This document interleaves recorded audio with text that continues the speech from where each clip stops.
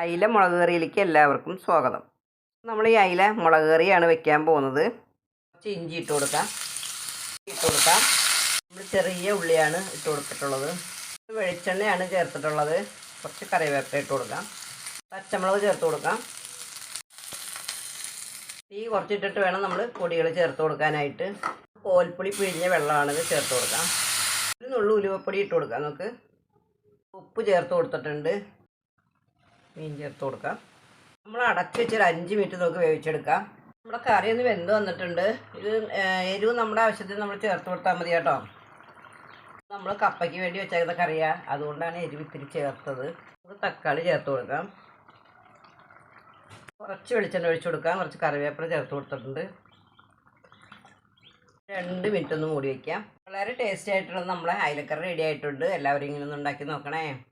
3 ദിവസമൊക്കെ ഇരിക്കുന്ന ഒരു കറിയാണിത്. എല്ലാവർക്കും ഒരു നല്ല ദിവസം ആശംസിക്കുന്നു. ടാറ്റാ, ബൈ.